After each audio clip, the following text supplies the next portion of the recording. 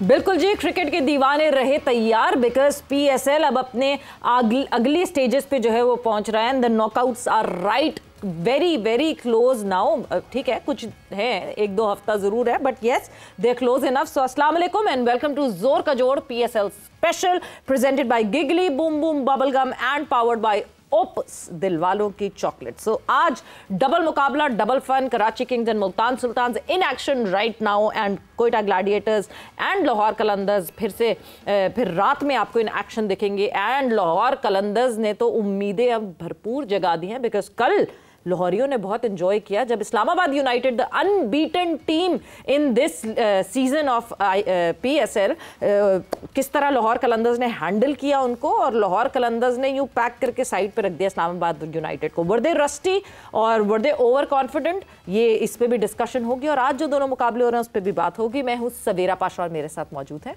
हाफिज़ मोहम्मद इमरान। और बिल्कुल जो बातचीत इस वक्त चल रही है, पाकिस्तान का दौरा करने वाले भारतीय सहाफ़ी अगर पाकिस्तान में कुछ और गुफ्तगू करते हैं और भारत जाकर कुछ और गुफ्तगू करते हैं तो ये भी पैगाम एक पाकिस्तान के उन तमाम लोगों के लिए है जो अपने किसी न किसी ज़ाती फ़ायदे के लिए जब पाकिस्तान और भारत के ताल्लुकात की बात होती है तो उसको तरजीह देते हैं। पाकिस्तान ने हमेशा से खेलों के फ़रोग़ के लिए, खेलों को सियासत से दूर रखने के लिए इक़दामात किए हैं और पाकिस्तान के फ़ैसले हमेशा से ये रहे हैं कि आप अपने ताल्लुकात को बेहतर बनाएं। और पाकिस्तान ने हमेशा से ये अमल किया है, ये इक़दामात ऐसे उठाए हैं कि दुनिया को ये पैगाम दिया है कि पाकिस्तान अमन पसंद लोगों का मुल्क है, पाकिस्तान महज़्ज़ब लोगों का मुल्क है, पाकिस्तान बाशऊर लोगों का मुल्क है, पाकिस्तान खेल से मोहब्बत करने वालों का मुल्क है। और ये पैगाम आपको रोज़ाना लाहौर के कदाफ़ी स्टेडियम से मिलता है जब से पाकिस्तान और भारत में सरहदी इलाकों में कशीदगी आई है और पाकिस्तान और भारत के माबैन ताल्लुकात और दर्जा हरारत ऊपर गया है।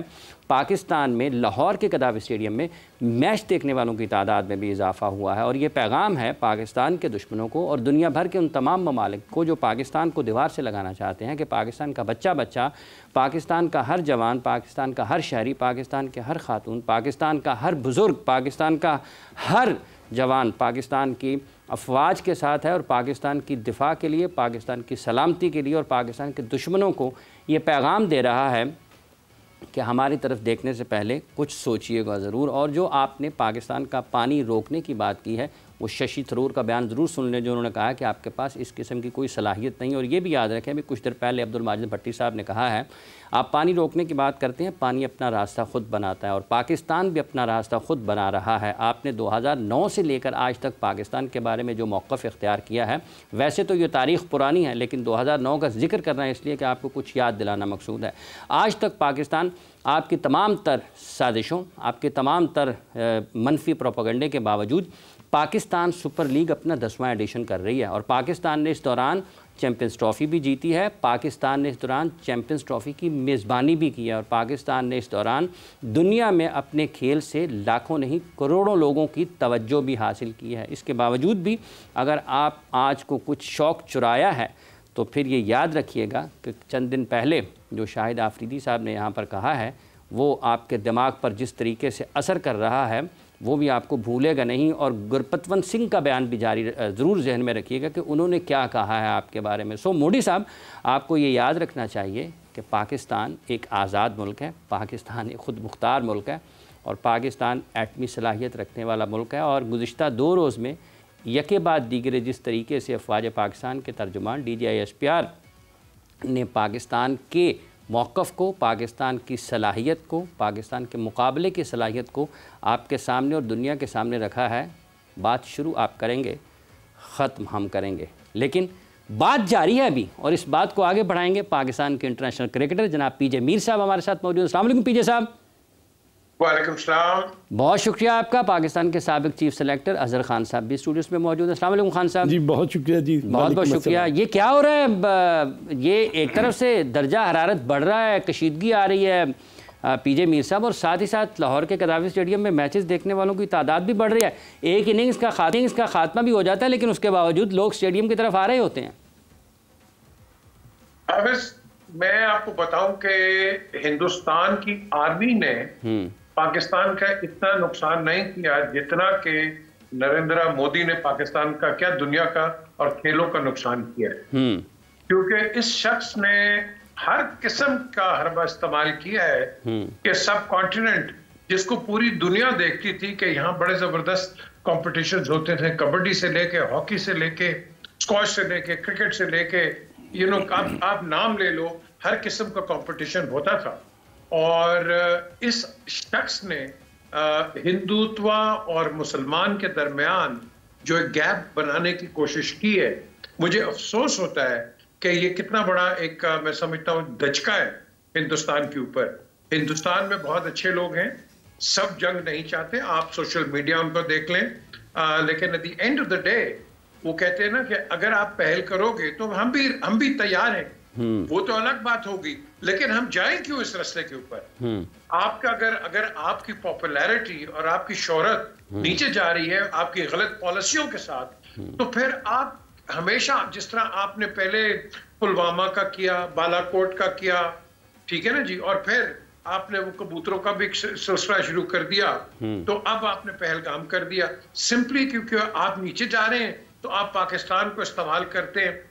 आपको पता है, हम सबको पता है कि हिंदू मुसलमान इकट्ठा रहा है, सदियों इकट्ठा रहा है।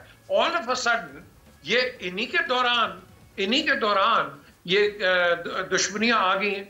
ये पाकिस्तान में क्यों नहीं है, ये मुझे बताएं।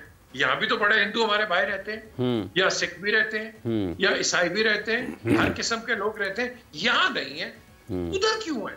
इसलिए क्योंकि इन्होंने मजहब को अपना एक सियासी रंग दिया हुआ है, और ये जो सियासी रंग दिया हुआ है, इसके साथ साथ ये हिंदुस्तान का इंटरनेशनल इमेज जो है वो खराब कर रहे हैं। आज शायद आपने न्यूयॉर्क टाइम्स पढ़ा होगा, उसके अंदर कहा है कि भाई बताओ हमें कि पाकिस्तान का हाथ कहाँ है। इनके पास जवाब ही कोई नहीं। तो ये क्लियर पता चलता है ये झूठ है, फॉल्स फ्लैग है, और ये लोगों को पागल बनाने की कोशिश करें। आपको पता है इनके जो नॉर्दर्न कमांड के जनरल थे, जनरल कुमार, वो उनको उन्होंने हटा दिया क्योंकि उन्होंने सच बोला। बिल्कुल, वो लेफ्टिनेंट जनरल को हटाया उन्होंने। जी, अगर आप मुझे बताएं 3 स्टार जनरल को, जो कि इतनी इंपॉर्टेंट पोजीशन पे है, उसको हटा दिया क्योंकि सच बोलता है। वो ये नहीं चाहता कि जंग हो और बिला वजह हिंदुस्तानी फौजी मारे जाए या पाकिस्तानी कोई मारा जाए। वो एक मैं समझता हूँ बड़ी अच्छी अमल की बात की, लेकिन इसको हटा दिया पकड़ के। तो ये जो पॉलिसी है ये ज्यादा देर नहीं चलेगी। बिल्कुल ये शोर कर रहे हैं, और मैं समझता हूँ कि इन्होंने जो खेलों के अंदर भी एक पहले तफरी कर दी है, अब देखो ना इनका मजाक हो रहा है कि अब ये जो जंग है ये पाकिस्तान हिंदुस्तान की, ये दुबई में होगी, पाकिस्तान नहीं होगी, बिकॉज सिक्योरिटी प्रॉब्लम्स है यहाँ। कितना मजाक उड़ रहा है, वो इतना मजाक बन रहा है। ये यहाँ से बाहर निकलते हैं, वो शरबत बनाने वाला है, वो एक बंदा उसको कह रहा है यार 2 गिलास दे दे ज़रा जल्दी कर। उन्होंने कहा की हो गया? कहता यार मैं शरबत पीना है, मूडी साहब ने जंग ला देनी है। तो लोगों ने तो इस हद तक मजाक बना लिया। वो अभी मैच देखने के लिए गए, इजाज़ शेख साहब ने कहा, मैं कहा शेख साहब क्या हो गया? उस दोस्त ने कहा शेख साहब जल्दी काम करें, मूडी ने जंग का ऐलान कर दिया। शेख साहब ने कहा यार ज़रा ठहर जाए, मैंने बड़ी ईद के लिए नया सूट सिलवाया हुआ है, उसको तो ज़रा इस्तेमाल कर लेने दें। तो लोग तो इस हद तक मजाक बना रहे हैं, मीम्स का तूफान है। ये बिल्कुल सही कहा हाफिज आपने, और मेरे पास इसका तोड़ है। वो क्या है? मेरे पास इसका बहुत बड़ा तोड़ है, और वो है कि अजहर खान के पास एक बड़ी जबरदस्त टीम है जुगत मारने वाली। इनको आप उठा दें, ये इनके जुगत मार मार के वैसे ही भाग जाएंगे। वैसे अजहर खान साहब, मतलब दुनिया भर में जहाँ जंग के बादल मंडरा रहे होते हैं वहाँ पे आपको लोग दिखते हैं परेशान होते हुए। आपने मगर पाकिस्तान एक अजीब सी कौम है। मतलब आपकी मीम वॉर शुरू हो गई है। आप कह रहे हैं जब होगी जंग, जब लिखी जाएगी हम तैयार हैं, मगर आप इंटरनेट पे जो है वो मीम्स बना के जो है वो सिलसिला चल रहा है। क्यों पाकिस्तान के दिलों में कहीं भी कोई डाउट या डर नहीं? Because wars are not good. बहुत कोलैटरल डैमेज होता है, जो लोग गुजरे हुए हैं जंगों से उनको अच्छी तरह अंदाज़ा है, मगर पता नहीं क्यों हम सीरियस क्यों नहीं ले रहे इसको। सवेरा जो अभी हाफिज साहब ने और पीजे मीर ने हाँ, एक बहुत ही डिटेल्ड किस्म का जो खिलासा दिया है ना, मेरा ख्याल है उसके बाद मेरे पास तो अल्फाज नहीं है। तो अपने अल्फाज को एक शेर में अगर मैं आपके सामने पेश करूं आपकी इजाज़त से। ज़रूर पेश करें जनाब। तो वो ये है आज आप वैसे भी जिगर मुरादाबादी लग रहे हैं। पाकिस्तान की जो कौम है ना, इसका कोई मुकाबला नहीं है, और ये वो लोग हैं जो खुद कुर्बान हो जाते हैं और दूसरों के लिए ना बहुत ही ज़्यादा जज्बा, लगन और बहुत ही प्यार रखते हैं। और वो शेर ये है कि रखते हैं जो औरों के लिए प्यार का जज्बा, वो लोग कभी टूट के बिखरा नहीं करते। तो सवेरा मेरा ख्याल है कि हम उस तरह के लोग हैं जिन्होंने 65 की वॉर जो है ना वो हमने देखी है। और हम रेलवे कॉलोनी में रहते थे और मेरी जो सिस्टर थी वो टीचर थी साइंस की, तो घर में जो रेलवे की तरफ से मिला हुआ था ना, वहाँ पर वॉर जब शुरू हुई है तो उन्होंने ट्रेंचेस जो थी ना वो बनाई। तो आप यकीन करें, गड़ी शॉ वाला एरिया में ना? जी बिल्कुल, रेलवे कॉलोनी गड़ी शॉ के पास। गड़ी शॉ वाले 23, 24, 25 दिन की वॉर में कसम ले लें कि कोई बंदा जो है ना वो ट्रेंच में भी गया हो। ये एक जज्बा है, एक इतना जुनून है इन लोगों में कि ऊपर स्ट्रैफिंग हो रही है, डॉग फाइट हो रही है जहाज़ों की, और लोग नीचे नारे मार रहे हैं, नारे तकबीर, अल्लाह अकबर, और कोई घबराहट नहीं। और जो अभी बात की है ना सवेरा आपने कि गद्दाफी स्टेडियम कितनी दूर है यहाँ से, आप अभी भी देखें कि मौसम की शिद्दत के बावजूद भी लोग जो है ना वो जौक तर जौक आ रहे हैं और क्रिकेट को वो एंजॉय कर रहे हैं, क्रिकेट मैच देख रहे हैं। इनके लिए ना मोदी के कोई जो भपकियाँ हैं वो इन पर असर करेंगी और ना करने वाली हैं। और मैं सिर्फ यही समझता हूँ कि पाकिस्तान एक ऐसे ज़िंदा लोगों की कौम है कि जो दूसरों के लिए कुर्बानी देते हैं, मगर जब उन पर कोई आँच आए तो फिर वो नहीं छोड़ेंगे। पीजे साहब, जैसे अभी जिक्र हुआ है, खान साहब ने किया है और आपने उससे पहले नरेंद्र मोदी का हवाला दिया कि इनके दौर में खालिस्तान ये तकसीम हुई है, तफरीक हुई है और शिद्दत पसंदी ज़्यादा आई है। तो आपको लगता है कि कहीं ना कहीं, चूँकि अगर हम इंडिया के लोगों को सुनते हैं वहाँ से, तो वो तो ये समझ रहे हैं कि इस वक्त कुछ ना कुछ हालात जिस तरफ जा रहे हैं, कुछ ना कुछ होने वाला ज़रूर है। तो पाकिस्तान, ये जो अभी सवेरा का सवाल था कि पाकिस्तान में लोग इतने ज़्यादा क्यों बेचैन और परेशान क्यों नहीं हैं, तो क्या इसकी वजह ये है कि लोगों को ये यकीन है कि उनका दिफा बहुत मजबूत है और मोदी सिर्फ धमकी कर सकता है और अगर वो कुछ करेगा तो उसका बड़ा भरपूर किस्म का जवाब दिया जाएगा? ये एक सोच है या इस वजह से लोग ज़्यादा पुरसुकून है? नहीं हाफिज, आपने इसका जो आपने सवाल किया है ना, इसका जवाब तो अजहर ने भी दे दिया है, और वो यही है कि आप हमारे ग्राउंड देखे भरे हुए और किसी को परवाह ही नहीं है कि जंग हो रही है, ये अटैक करेंगे, क्या करेंगे, वो एंजॉय कर रहे हैं। वहां कोई नहीं फोबिया है कि ये करेंगे वो करेंगे, और भाई जब वो करेंगे ना, पाकिस्तान तैयार है। हमें को बैंड बजाने की जरूरत नहीं है कि हम ये कर देंगे, हम एक्शन दिखाएंगे आपको। उन्होंने परसों को कोशिश की थी ना अपने रफाइल लाने की, आते ना जरा पाकिस्तान की टेरिटरी में, फिर इनको पता चलता। तो ये वो कहते हैं ना, गरजते बादल बरसते नहीं है। तो ये ऐवी गरज रहे हैं किसके लिए? अपने लोगों के लिए।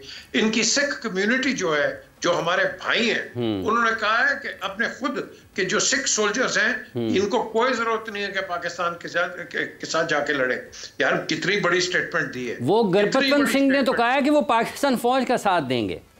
बिल्कुल देंगे और देंगे हमेशा, क्योंकि सिखों को जो इन्होंने किया हुआ है। और इसके अलावा सिख छोड़े आप जी, कश्मीरी ले लें, ये मिजोरम ले लें, नागास ले लें, तमिल्स ले लें, असम ले लें, त्रिपुरा ले लें, ये सारे लोगों को इन्होंने क्या किया हुआ है। इनको दलित्स ले लें, इनको तो उन्होंने बिल्कुल सप्रेस करके रखा हुआ है। तो ये मोदी ने एक ऐसे शहर की उसको छत्ते को छेड़ दिया है जो किसके गले में पड़ जाएगी।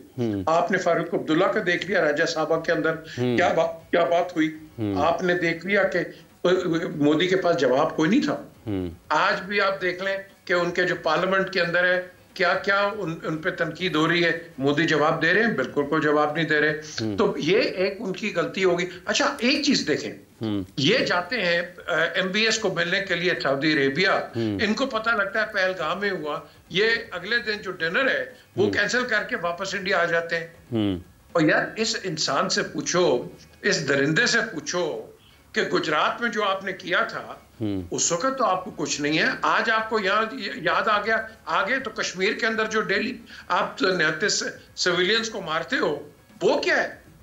आप प्रेग्नेंट, ये मैं आपको ऑन रिकॉर्ड बता रहा हूं, प्रेग्नेंट औरतों को ये इंडियन सोल्जर्स जो है इन्होंने बेनेट्स मारे हुए हैं। प्रेग्नेंट औरतों को, कश्मीरियों को, ये हमने दिखाई है यूरोपियन यूनियन के अंदर जाके ये सारी चीजें।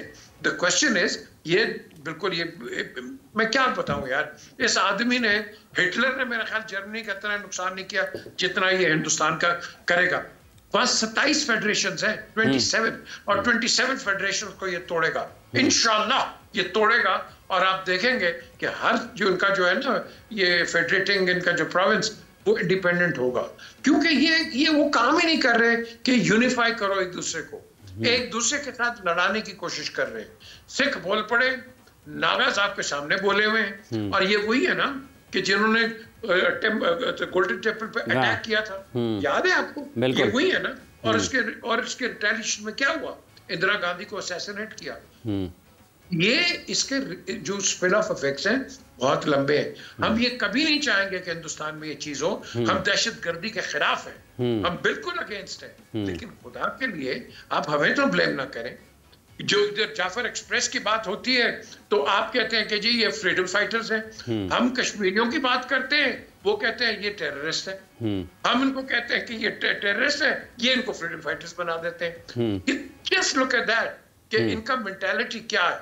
तो मैं समझता हूं कि ये अब हमें, आज बल्कि मैं एक चैनल पे बात कर रहा था अभी कि देखो हमें ये जो केस है ये इंटरनेशनल फ्रंटियर पे बताना है लोगों को।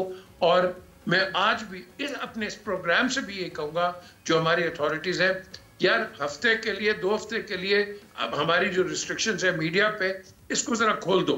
मुझे पता है ये रिस्ट्रिक्शंस होनी चाहिए क्योंकि कई लोगों ने इसका गैर जिम्मेदाराना इसका इस्तेमाल किया है, बिल्कुल। लेकिन हमें हिंदुस्तान को काउंटर करना है, हिंदुस्तान के खिलाफ तो नहीं बल्कि हिंदुस्तान को ऐसा काउंटर करना है कि ये जो ओपन फ्रंटियर्स में, मतलब पाकिस्तान के हर मुखालिफ को हर महाज पर उसका मुकाबला करना है और उसको जवाब देना है, और उसके लिए जो बेहतर हिकमत अमली है वो हुकूमत इख्तियार करनी चाहिए। एक वक्फे का वक्त हुआ चाहता है, वक्फे के बाद आएंगे और फिर अपने मेहमानों से गुफ्तगू के सिलसिले को आगे बढ़ाएंगे।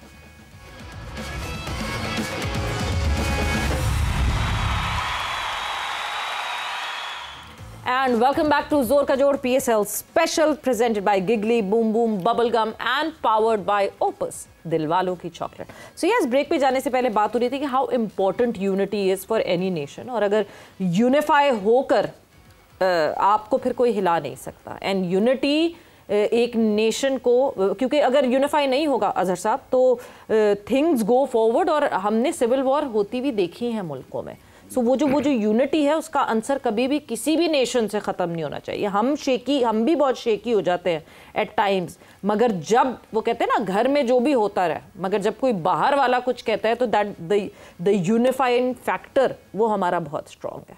बिल्कुल आपने सही कहा, और इस यूनिफाइंग फैक्टर ने ना इस कौम को बहुत आगे लेके जाना है। और इंशाल्लाह आप देखिएगा कि इस मसले पर जो भी सिचुएशन होगी या आने वाली है ये अल्लाह ताला को पता है।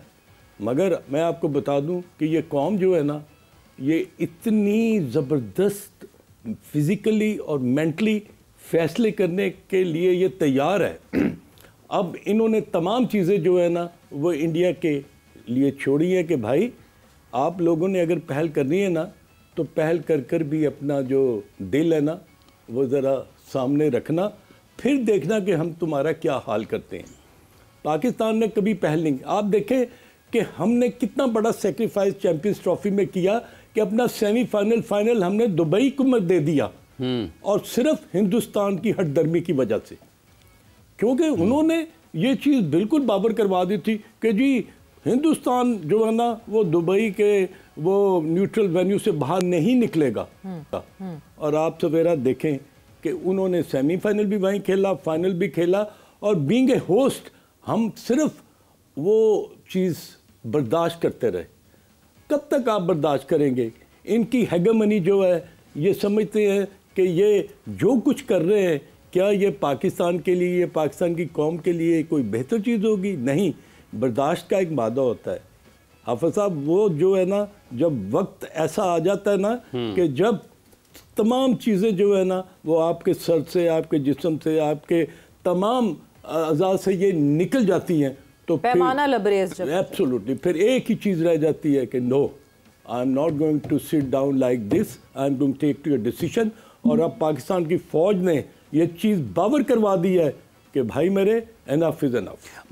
पीजे साहब, ये जो मामला है, क्योंकि आप जैसे अज़हर ख़ान साहब ने चैम्पियंस ट्रॉफ़ी का हवाला दिया है, मुख्तलिफ़ खेलों में अगर आप देखते हैं तो आपको लगता है कि वाक़तन जो जवाब पाकिस्तान की अस्करी क़यादत ने और पाकिस्तान की सियासी क़यादत ने दिया है, और पाकिस्तान बैनुल अक़वामी सतह पर सफारती महाज में भी इस मामले में लीड कर रहा है और इंडिया के पास कोई रास्ता नहीं है छुपने का, वो किसी एक जगह भी आएंगे तो चैम्पियंस ट्रॉफ़ी वाला मामला भी लोगों के सामने रखा जा सकता है। तो आप समझते हैं कि पाकिस्तान दुरुस्त समत में इस सारी सूरत हाल में आगे बढ़ रहा है?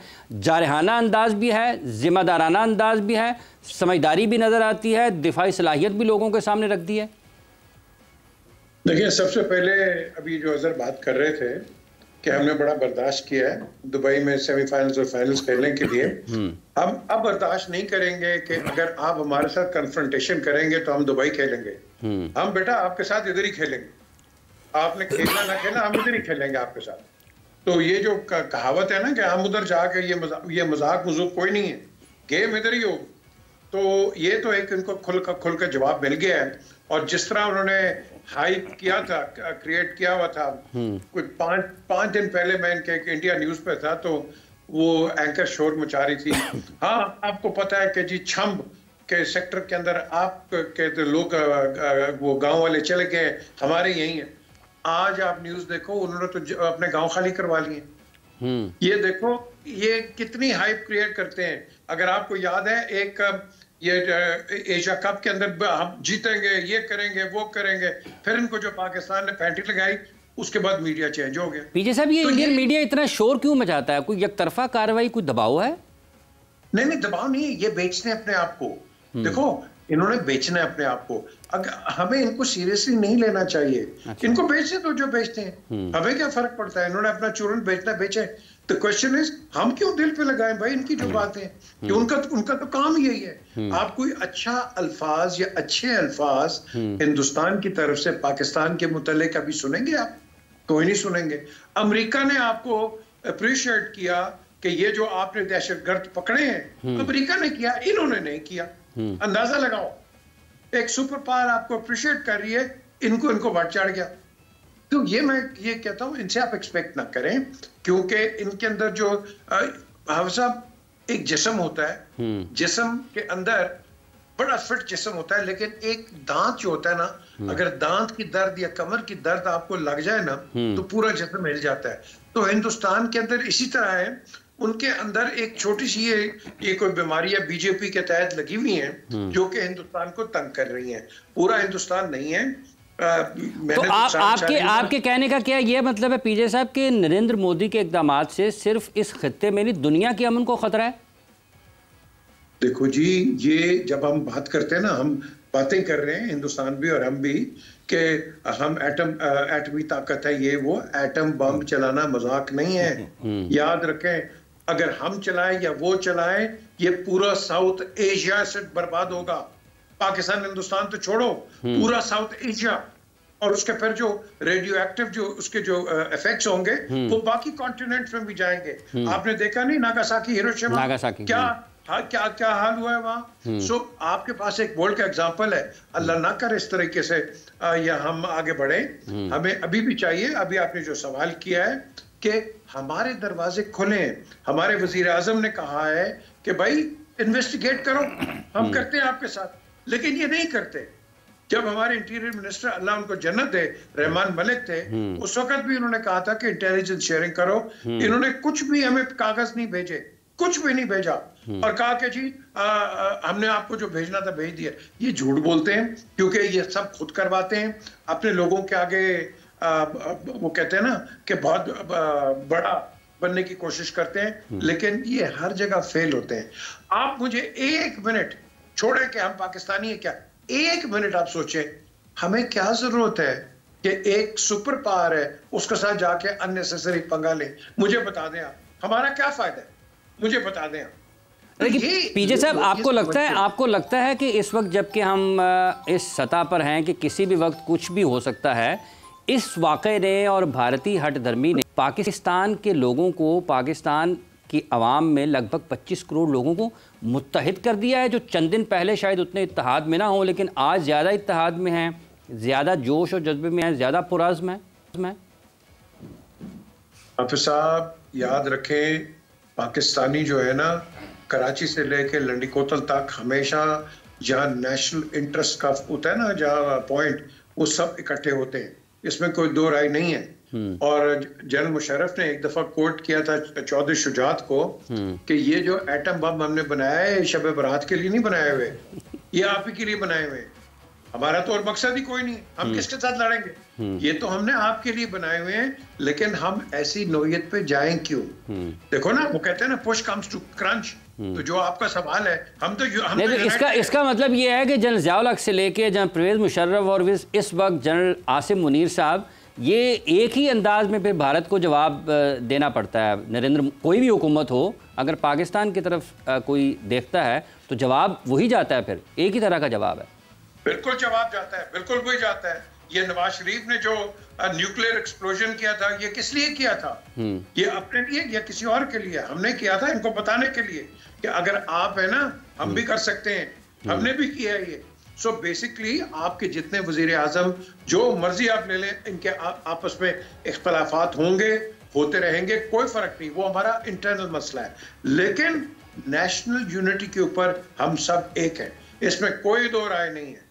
और हमें बार बार बताने की जरूरत नहीं है, ये तो हम कहते हैं अल्लाह ना करे ऐसी नौबत आए, लेकिन अगर आती है, याद रखना कि हम टोटली कंप्लीटली तैयार हैं। जिस तरह हमारे ISPR के जो हेड हैं जनरल शरीफ, उन्होंने आपको एक दे दिया प्रेस कॉन्फ्रेंस के अंदर, सो उसके अंदर कोई भलेके में मत रहे, कोई गलत फहमी में मत रहे, लेकिन साथ साथ हम ये भी कह रहे हैं, क्या यही रास्ता आपने इख्तियार करना है, यही रास्ता करना है? देखो टैक्टिकल वॉरफेयर हो जाएगी, तो यहाँ से कुछ रॉकेट्स मार देंगे वर्किंग बाउंड्री में, वर्किंग बाउंड्री तो खैर ये हाथ नहीं लगेंगे, LOC पे करेंगे, जो भी करेंगे, क्योंकि मसला वहां का है। तो वर्किंग बाउंड्री पे अगर इन्होंने कुछ किया तो फिर मैं समझता हूँ कि एक फुल स्केल वॉर हो सकती है, लेकिन कब तक होगी? हम 10 दिन लड़ेंगे, 15 दिन लड़ेंगे, उसके बाद नुकसान करके फिर हम 0 पॉइंट पे आ जाएंगे, तो हम ऐसे रास्ते पे जाए क्यों दोनों? तो इसलिए जो हमारे वजीर आजम ने जो बात की है, हमारी कैबिनेट ने बात की है, आप आए, बैठे और इन दहशतगर्दों को हम मिलकर पकड़ते हैं। देखो तो पाकिस्तान जब बात करते हैं, सबसे ज्यादा इफेक्टिव तो हम है ना यार, हर जगह हमारे जो सिविलियंस को ये मारते हैं, कौन है? कौन है? दहशतगर्द ही मारे ना। नहीं, कौन है पीछे सब? कौन है ये? इनके परपेट्रेटर्स हैं, ये कुलभूषण यादव जैसे ये लोग, इन्होंने जो बलूचिस्तान में स्लीपर सेल्स किए हुए, हम बात नहीं करते हैं ये, लेकिन जब ये पुश करेंगे ना, तो हमारे पास बहुत बहुत कुछ है कहने को, बहुत कुछ है, लेकिन हम रिस्ट्रेन करते हैं। और हाफिज साहब ये भी आपको बता दें, पाकिस्तान का मीडिया जो है, ये फिर भी जिम्मेदार मीडिया है, ये चीखें मार के बात नहीं करता in comparison to the Indian media. वो परसों चौथ मेरी तो एक वो एंकर को हर्षा है, उसके साथ होगी, मैंने उसको कहा, मैंने कहा मुझे तो समझ नहीं आती तुम्हें एंकर बनाया किसने, मुझे नहीं कहना चाहिए था, लेकिन वो सवाल भी कर रही है, जवाब भी दे रही है, और मुझे पूछ रही है कि बात करो, और मैं अगर बात कर रहा हूँ, नहीं आप ऐसे बात नहीं कर सकते। और भाई तुम कौन हो? तुम पार्टी हो उस चीज के, या तुम या मुझे या हिंदुस्तान के जो लोग बैठाए उनके व्यू पॉइंट लेने के? मीडिया बायस्ड है, मीडिया पेड है, आप मोदी के खिलाफ को बात तो करें, हम तो यहाँ अपने वजीर आजम को तनकीद करते हैं, हमें तो कोई नहीं कुछ कहता। हिंदुस्तान में आप नरेंद्र मोदी के मुतालिक बात कर ले, ब्रेक के अंदर आपको रिक्वेस्ट आएगी कि मीर साहब प्लीज मोदी जी के लिए बात इस तरह ना करें, ये अंदाजा लगाओ। तो अगर वो इतने डरे हुए हैं तो उन्होंने तो बात करनी है, वो तो जब आपको पता है तो आपको पता है ये मजबूर है ये लोग। नहीं, लेकिन वो तो कहते हैं वो बहुत आज़ाद हैं, बहुत ताकतवर हैं, आप फरमा रहे हैं कि वो डरे हुए हैं। बिल्कुल आज़ाद नहीं है, ये जो कहते हैं आज़ाद है, झूठ है। आप यार क्या आज़ाद है? वो एक जनरल ने एक बात की कि तुम गलत कर रहे हो, तो जनरल 3 स्टार जनरल को तुमने हटा के साइड पे कर दिया, ये कितना का इफेक्ट करेगा इंडियन आर्मी के मोराल को, मुझे बताओ।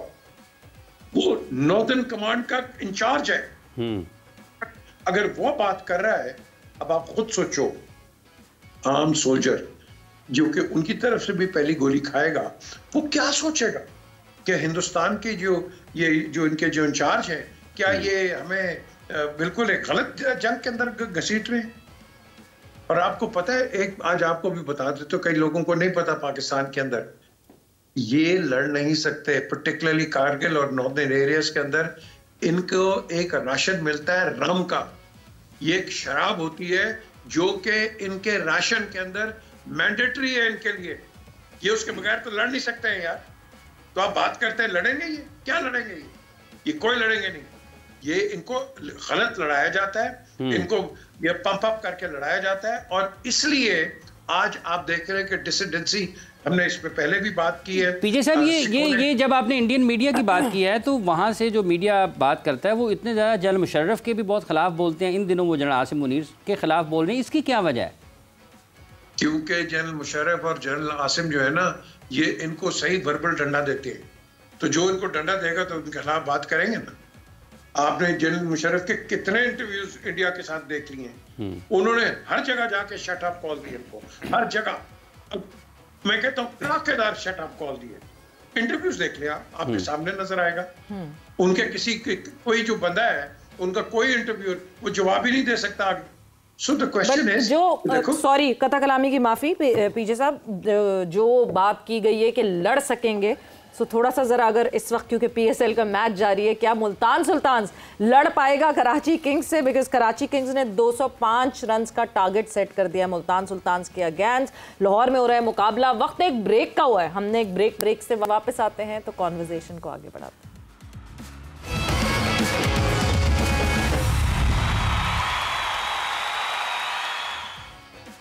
And welcome back to Zor Ka Jod PSL special presented by Giggly Boom Boom Bubblegum and powered by Opus दिलवालों की चॉकलेट। So yes, ब्रेक पे जाने से पहले ऑब्वियसली जिस तरह के हालात हैं पाकिस्तान और इंडिया के दरमियान, उसके बारे में डिस्कशन हो रही थी। एंड जो हालात इस वक्त मुल्तान सुल्तान्स के हैं उसके हवाले से भी बात हुई, बिकॉज मुल्तान सुल्तान्स जो है वो कहीं किसी पॉइंट पे स्टेबिलिटी नहीं दिखा सकी जब इस सीज़न की बात की जाती है PSL की। एंड कराची किंग्स ने एक दफ़ा फिर 205 रन का टारगेट सेट कर दिया है मुल्तान सुल्तान्स के लिए। मुश्किलात ही मुश्किलात मुल्तान सुल्तान्स के लिए। बिल्कुल, वो कहते हैं ना, miss fortunes never come alone. तो वो यही बात इस वक्त मुल्तान सुल्तान की हमें नज़र आ रही है कि जिस तरह ये सोचा जा रहा था जब ये PSL शुरू हुई थी, इसका आगाज़ हुआ था कि they are one of the favourites. और ऑब्वियसली 4 दफ़ा ये फाइनल में आए हैं और 1 दफ़ा फाइनल जीते भी हैं। तो आई थिंक कि मुल्तान सुल्तान की जो टीम मैनेजमेंट है और उनका जो सपोर्ट स्टाफ है, उनको ये सोचना पड़ेगा कि कहाँ पर इनकी गलतियाँ हुई हैं।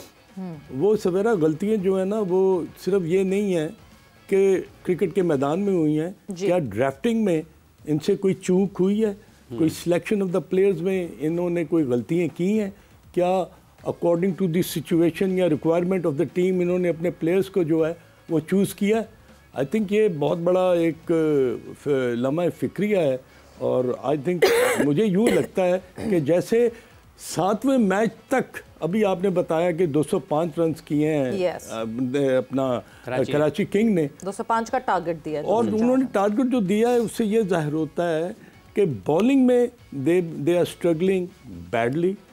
उनकी जो आप देख लें कि टीम मैनेजमेंट है या टीम की जो भी करते धरते हैं, वो उस लेवल पर नहीं पहुंच सके जिस लेवल पर पहुंचने की ज़रूरत थी। और सबसे बड़ी बात मुझे ये लगी है कि इर्रिस्पॉन्सिबल क्रिकेट खेलने के बावजूद मुझे ये बताएं कि हु इज़ रिस्पॉन्सिबल।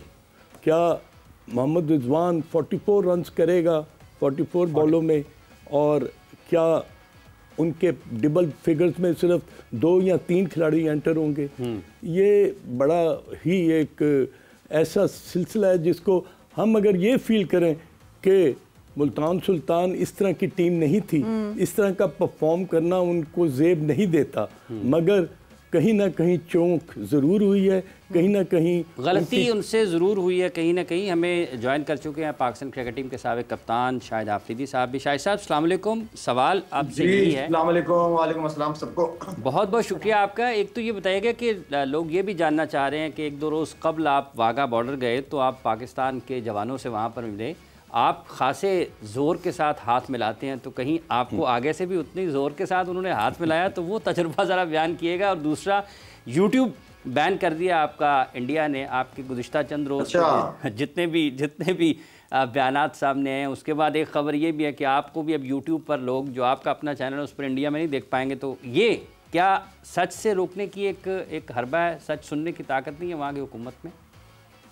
इमरान, पहले तो बड़ा ज़बरदस्त एक्सपीरियंस रहा, इसलिए काफ़ी अरसे से प्लान बन रहा था वहाँ का बॉर्डर का, लेकिन जाना नहीं हुआ था। लेकिन शुक्र अल्हम्दुलिल्लाह कि बिल्कुल ज़बरदस्त मौके पे गया हूँ वहाँ पे।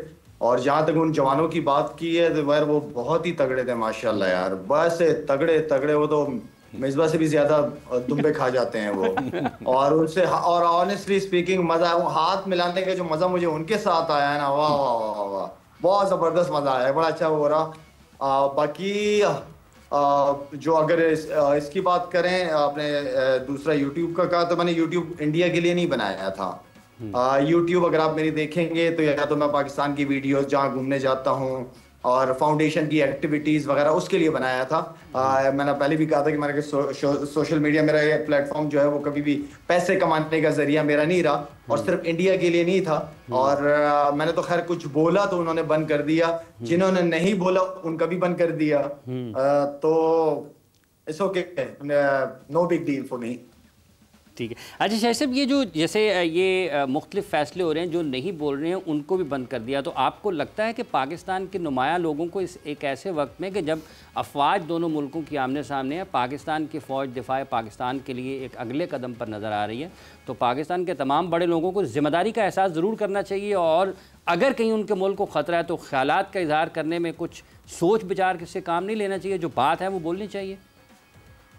बिल्कुल बोलनी चाहिए। मुझे हमेशा तो यही सब अफसोस रहा है अपने सेलिब्रिटीज से, हमारे इतने बड़े बड़े नाम हैं जिन्हें अल्लाह ने पाकिस्तान के जरिए उनके नाम बनाए हैं, और वो पॉजिटिव बात करके अपने आप को दिखा सकते हैं, दुनिया में ट्रैवल भी कर रहे होते हैं, कमेंट्रियां भी कर रहे होते हैं। तो आई थिंक इस मुल्क के नाम को लेके जाते, इस मुल्क की पहचान है वो लोग। एक चीज अगर गलत है तो उस पर एटलीस्ट बोले। मैं ये नहीं कहता चलो फलस्तीन पे तो बोलते नहीं है, ना कश्मीर पे बात करते हैं वो लोग।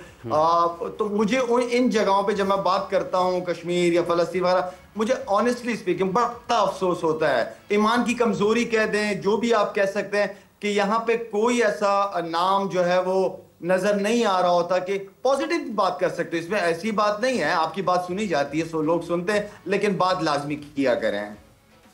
पॉजिटिव बात की जब बात हो रही है लाला, तो मतलब पॉजिटिव बात में हम हमेशा, मैं फिर वही बात करूंगी, ह्यूमैनिटी की बात करते हैं, मगर लोगों को ये इम्प्रेशन जा रहा है कि शायद हम चाह रहे हैं कि जंग हो जाए किसी तरह।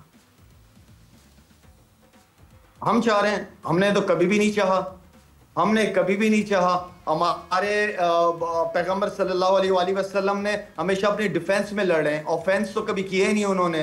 तो हम तो उसकी उम्मती है, और पाकिस्तान नाम अमन का नाम है सवेरा, हमारा दीन अमन का नाम है। हम किसी से लड़ना नहीं चाहते।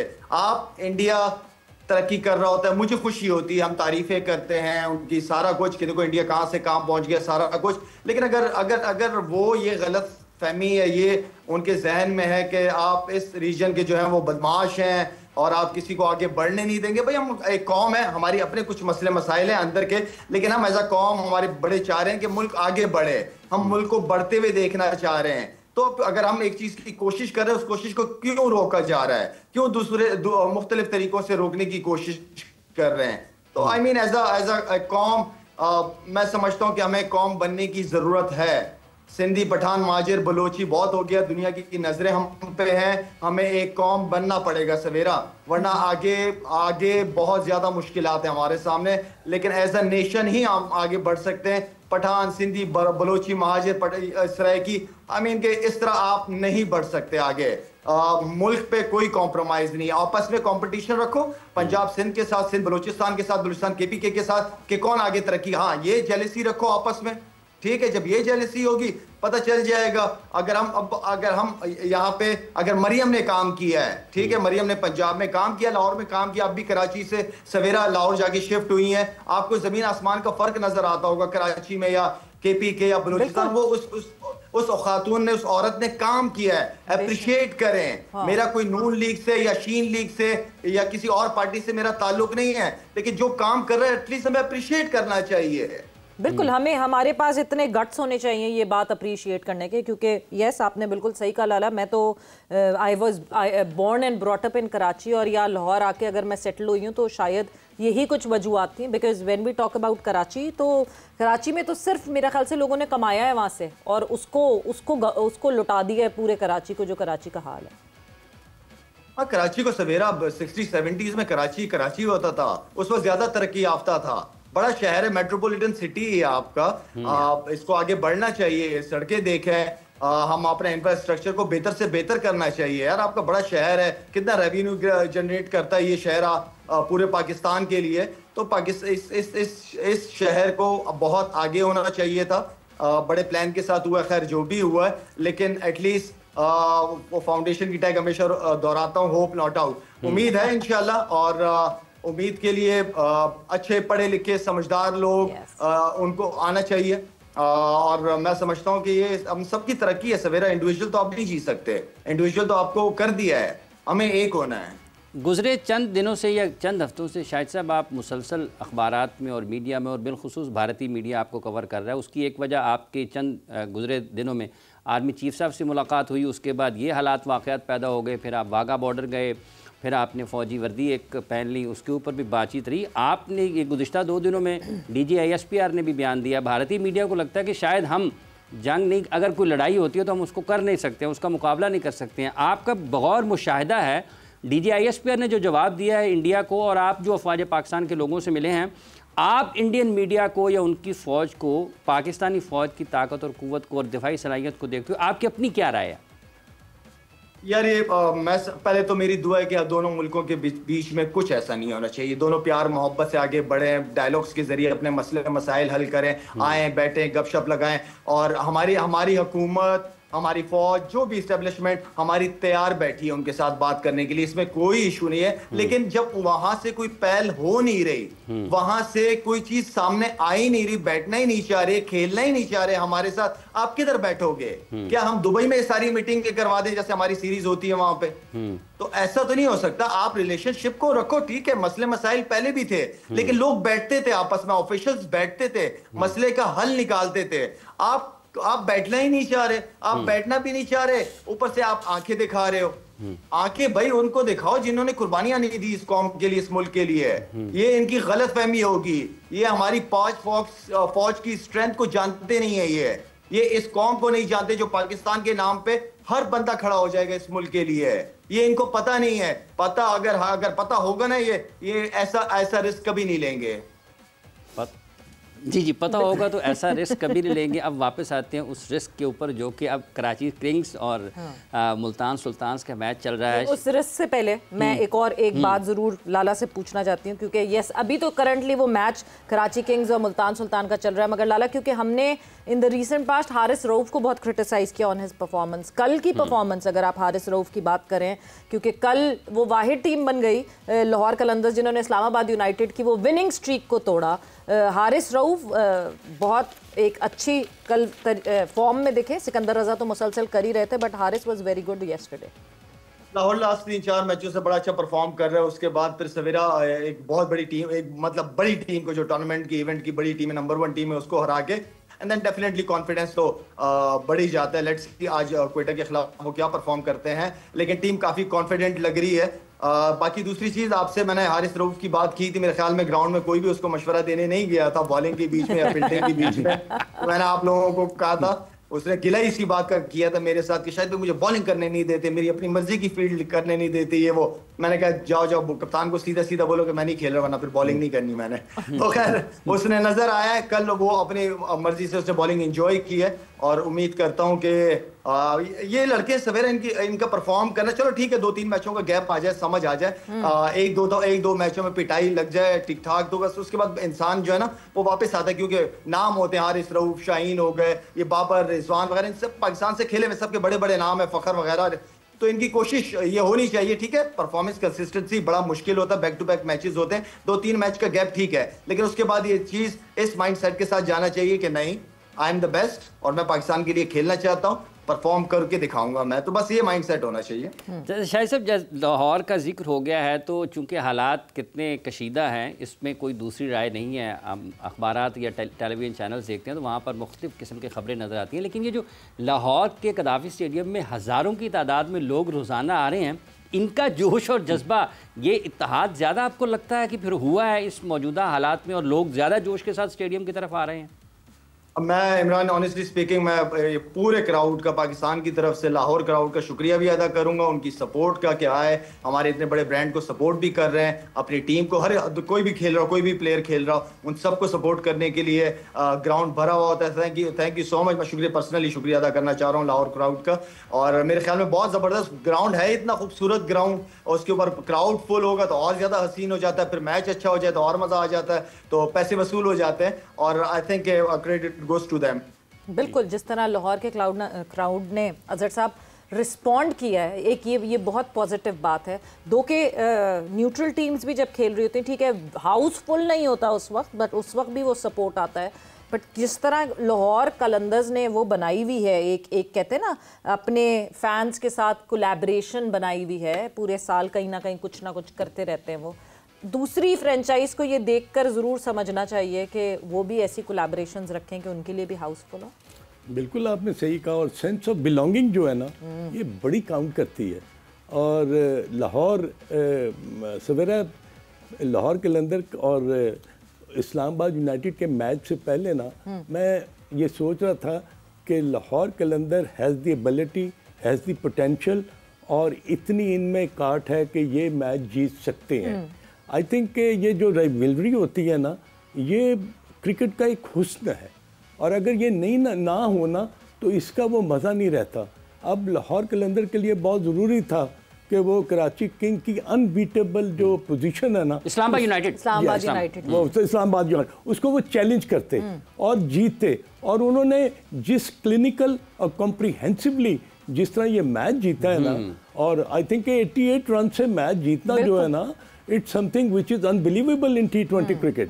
T20 क्रिकेट का होता है ना जी कि आखिरी 2 बॉलों में मैच जीत लिया या 3-4 रन से जीत लिया, मगर इतना कॉम्प्रिहेंसिवली जब आप जीतते हैं ना, तो इसका ये मतलब होता है कि जो ऑपोजिशन की टीम है उसको आपने बिल्कुल दीवार के साथ लगा दिया। बिल्कुल, बट इस्लामाबाद यूनाइटेड ने आखिरी जो मैच खेला था दैट वाज 23 अप्रैल। उसके बाद फिर कल ये मुकाबला हुआ 30 अप्रैल को। लाला, रस्टी भी हो जाती है टीम अगर इतना लंबा गैप आ जाता है तो? सवेरा जितनी क्रिकेट हो रही है, रेस्ट जरूरी भी होता है। आपको रेस्ट का मतलब तो चलो आप 1 दिन 2 दिन रेस्ट करोगे, लेकिन बीच में प्रैक्टिस सेशंस चलते रहते हैं ना, ऐसा तो नहीं है कि नहीं चलते। सारा साल ये बच्चे क्रिकेट तो खेलते रहते हैं ना। ये तो एक्सक्यूज है कि इतने दिनों बाद दोबारा मैच, ये तो एक्सक्यूजेज है। रोज प्रैक्टिस होती है, तकरीबन 1-आधा दिन का गैप होता है बीच में, अगर 4-5 दिन की ऑफ है तो मेरे ख्याल में एक्सक्यूज है ये। अच्छा, ये जो लाहौर के आखिरी 3-4 मैचेस गुजरे हैं, शाहिद साहब आपको लगता है कि कॉम्बिनेशन ज़्यादा बेहतर हुआ और प्लेयर्स मिडल में अपनी जिम्मेदारी का एहसास कर रहे हैं और उसको ज़्यादा बेहतर अंदाज में निभा रहे हैं? सिकंदर की अगर बिलखुसूस बात करें तो सारे अच्छा कर रहे हैं, सारा अपनी तरफ से कंट्रीब्यूट करने की कोशिश कर रहे हैं। और अगर जो नहीं कर रहा वो फिर फील्डिंग में अच्छा कैच या अच्छा रन आउट कर देता है। तो ये टीम गेम है, हर एक की कंट्रीब्यूशन कहीं ना कहीं इम्पोर्टेंट है।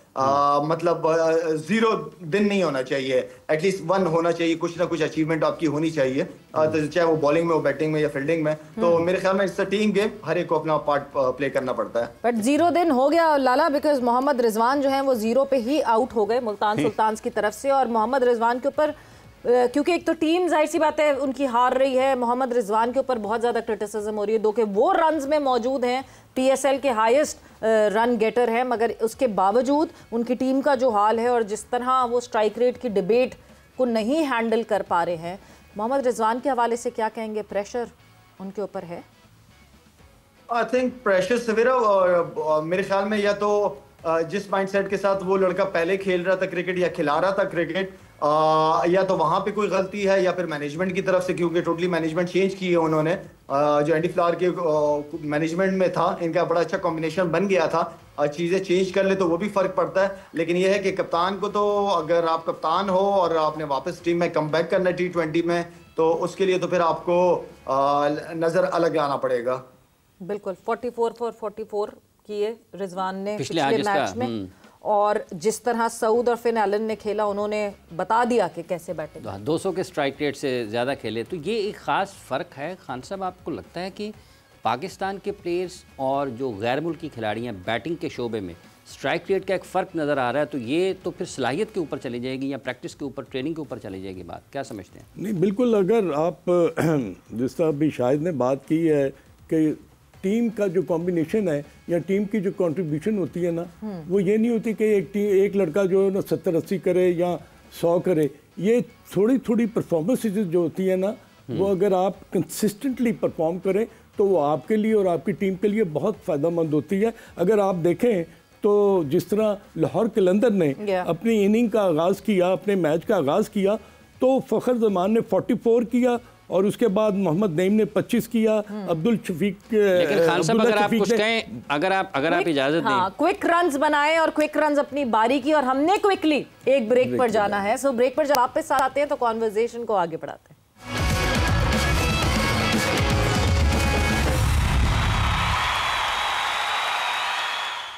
And welcome back to Zor Ka Jod PSL special presented by Giggly, Boom Boom, Bubblegum and powered by Opus, दिलवालों की चॉकलेट। So yes, ब्रेक पे जाने से पहले बात हो रही थी कि क्या मसाइल हैं ऐसे मुल्तान सुल्तान्स के साथ, कि वेदर ड्राफ्टिंग में इशू हो गया या इस वक्त प्लेयर्स में इशू हो गया, क्यों इस तरह की परफॉर्मेंसेज आ रही हैं। बिकॉज राइट नाउ अगर मैं आपको अपडेट करती चलूँ तो 53 for 3 मुल्तान सुल्तान्स और पावर प्ले का यहाँ हुआ है इख्तिताम। जिस तरह की शॉट सिलेक्शन, अच्छा है आपने क्या मसाइल आ रहे हैं। लेकिन एक और भी सवाल, जो भी जिस तरह से शाहिद आफरीदी साहब ने शुक्रिया अदा किया लाहौर के क्राउड का, तो क्राउड कैसे आ रहा है लाहौर के मैचेस में और लाहौर में कैसे आ रहा है, इसी पर बात करेंगे। लाहौर कलंदर्स के chief executive officer Atif Rana साहब हमारे साथ टेलीफोन लाइन पर हैं। आतिफ साहब, ये लाहौर के मैचेस में बिलखुसूस और बिलअमूम लाहौर में होने वाले मैचेस में क्राउड कैसे इतना ज़्यादा आता है? क्या आप क्या कुछ करते हैं और पाकिस्तान क्रिकेट बोर्ड क्या करता है, और क्या इसको कैसे और बढ़ाया जा सकता है? बहुत शुक्रिया हाफिज सोहेरा। सबसे पहले तो दिल वालों की चॉकलेट में मुझे भी हिस्सा चाहिए। आपको भिजवाते हैं, फिक्र ना करें।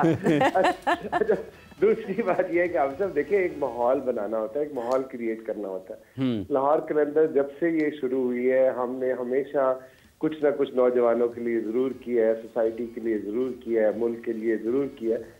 तो लोग जो है वो बड़े अक्लमंद होते हैं, वो देखते हैं कि कौन सी टीम उनके लिए ऑफ द सीजन भी काम करती है। तो क्रिकेट का तो एक पैशन है ही है, बावजूद इसके कि हमारी जिस तरह की परफॉर्मेंस रही ऑन फील्ड, उसके बावजूद लोग हमारे साथ जुड़े रहे और वो हमें उससे ज्यादा प्यार करने लगे कि यार ये लोग मेहनत पे बिलीव करते हैं, ये अल्लाह ताला पे बिलीव करते हैं कि इंशाल्लाह एक दिन ये जीतेंगे और ये मेहनत नहीं छोड़ते।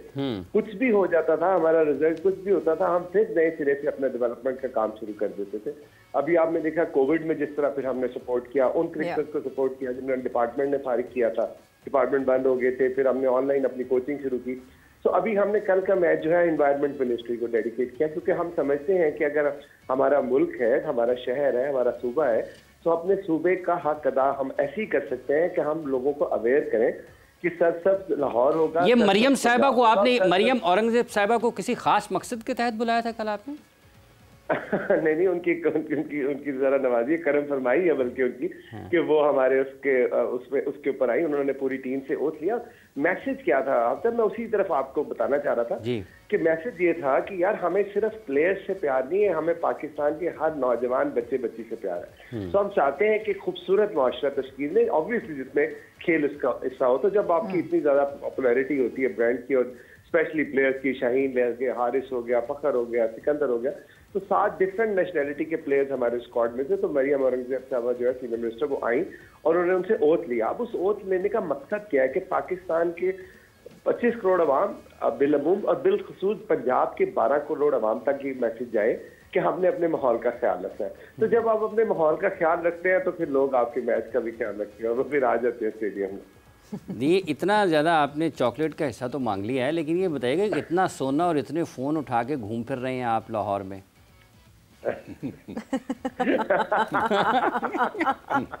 इतनी आज़ादाना घूम फिर रहे हैं आप और आप बांटी जा रहे हैं। देखो बात ये है कि ऑब्वियसली हमारे प्लेयर्स जो है वो हमारी जान है, हमारी शान है, और उन्हीं के दम से लाहौर कलंदर है। तो जब आपकी फैमिली में कोई अच्छा परफॉर्म करता है तो आपका दिल करता है कि दुनिया की बेहतरीन से बेहतरीन चीज जो है वो आप उसको गिफ्ट करें।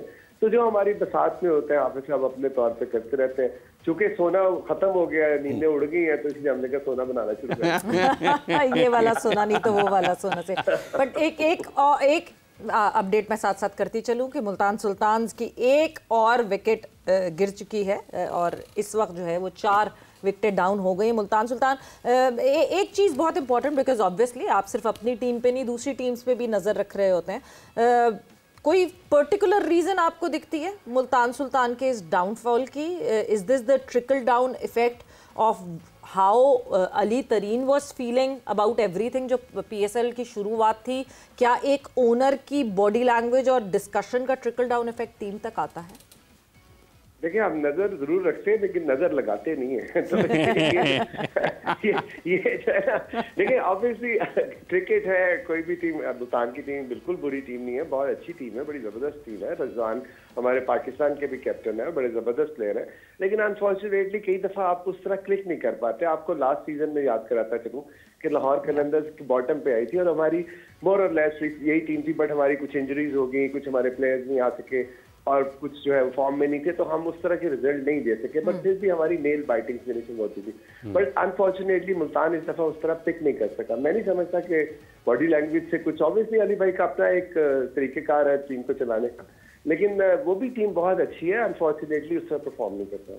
ठीक है, बहुत बहुत शुक्रिया आपका आतिफ राना साहब, आप अपने ख्यालात का इजहार कर रहे थे और लाहौर के क्राउड के हवाले से आपका ये मानना है कि चूँकि आप सारास्ते रहते हैं और मसरूफ़ रखते हैं पंजाब के लोगों को, तो ये भी एक अच्छी चीज़ है। खान साहब, आपकी कोई याद है लाहौर के क्राउड के हवाले से? लाहौर के क्राउड को मैं अगर ये देखूं कि एक मैच होता था government college versus Islamia college, और वो राइवलरी जो थी ना, उसको मैंने बहुत करीब से देखा है। और हाफिज साहब, वो राइवलरी ऐसी होती थी कि बर्ट इंस्टीट्यूट में एक दफ़ा मैच हुआ और वो मैच था तो दोनों टीमों में आपस में इतना शदीद झगड़ा हुआ कि वहाँ पर लोग जख्मी भी हो गए। अच्छा जी, और मैच एक इनिंग के बाद ख़त्म कर दिया गया, क्योंकि डर और खौफ ये था कि कहीं यहाँ पर ना लड़ाई जो एस्केलेट ना कर जाए और लोग जो है ना कहीं मामला ज़्यादा ख़राब ना हो जाए। हाँ बिल्कुल। अब आप देखें कि वो ही मैच वो कब हुआ, वो लाहौर से मैच ख़त्म होकर सियालकोट में चला गया। और सियालकोट में सवेरा उस मैच को गवर्नमेंट कॉलेज और लाहौर कॉलेज जो थी ना, वो कंटेस्ट करते थे।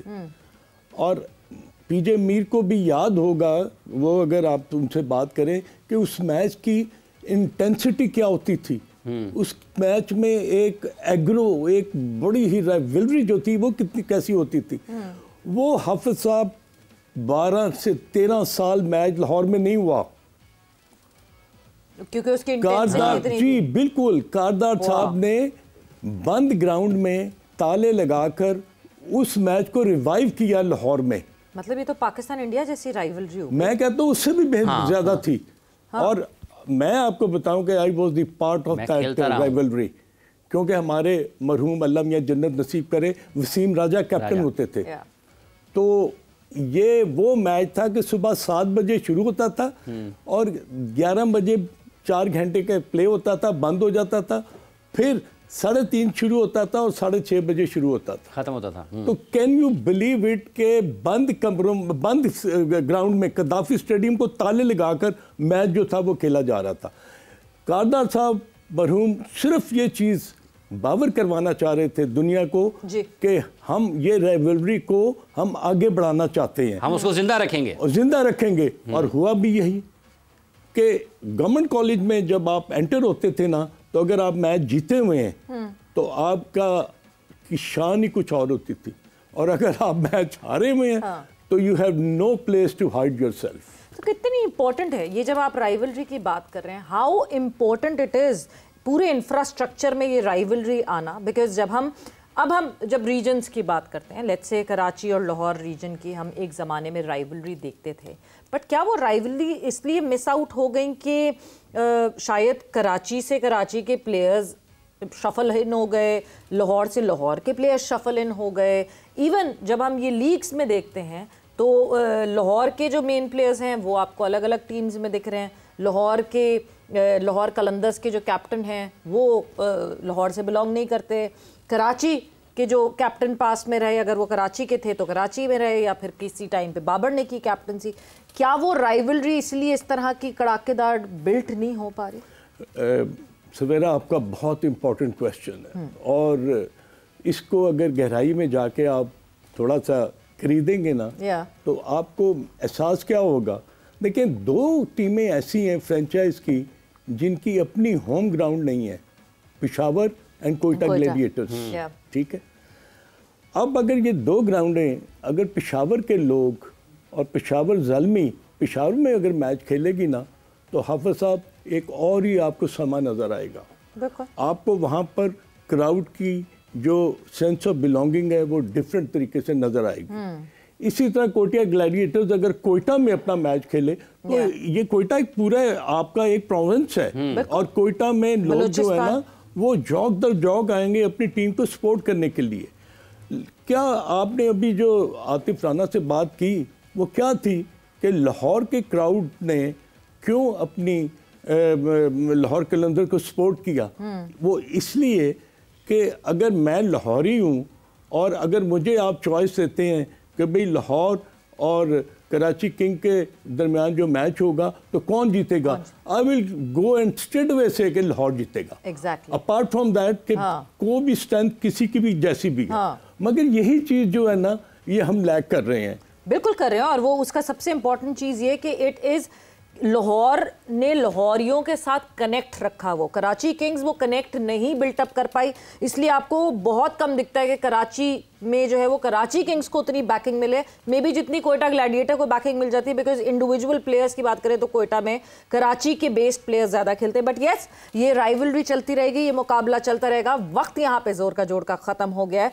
64 for 4 Multan Sultans right now 205 का टारगेट है। Let's see if they can achieve it or not.